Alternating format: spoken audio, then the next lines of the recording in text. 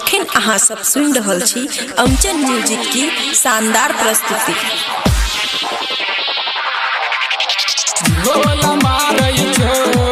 तोहर ऊपर वाला पोजीशन किया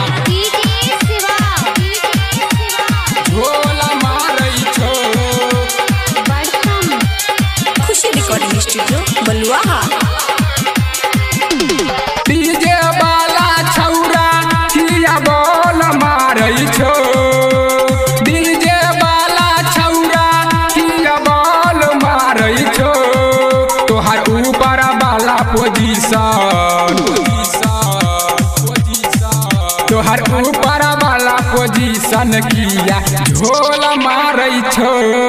तोहर ऊपर वाला पोजीशन किया झोल मारै छो। डीजे वाला छौरा किया बॉल मारै छो, डीजे वाला छौरा किया बॉल मारै छो। तोहर ऊपर वाला पोजीशन, तोहर ऊपर वाला पोजीशन किया झोल मारै छो। तोहर ऊपर वाला पोजीशन किया झोल मारै छो, झोल मारै छो।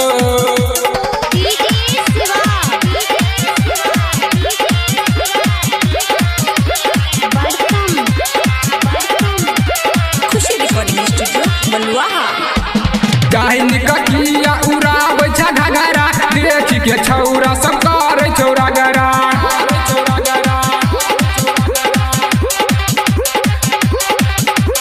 जाइन ककिया उड़ाबै छ घगरा, देख के छौरा सब करे छौरा गरा। पतली कमर हिलै छौ जखन बड़ा सोल्ड लागै छौ, पतली कमर हिलै छौ जखन बड़ा सोल्ड लागै छौ। तोहर ऊपर वाला पोजीशन, तोहर ऊपर वाला पोजीशन किया झोल मारै छो। तोहर ऊपर वाला पोजीशन किया झोल मारै छो।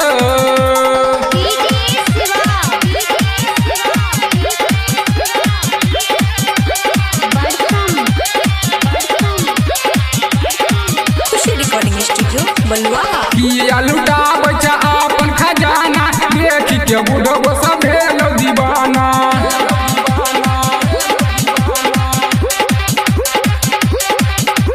किया लुटाबै छ अपन खजाना, देख के बुढ़बो सब भेलौ दीवाना। चढ़ल जवानी तोहर पुरजा पुरजा हिलै छो, चढ़ल जवानी तोहर पुरजा पुरजा हिलै छो। तोहर ऊपर वाला पोजीशन, तोहर ऊपर वाला पोजीशन किया झोल मारै छो। तोहर ऊपर वाला पोजीशन किया झोल मारै छो।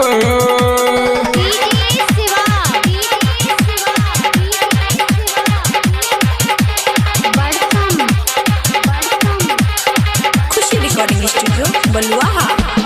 मॉडल उतारे छ बूच दबंग के, निरंजन निराला के छाल तू संग के।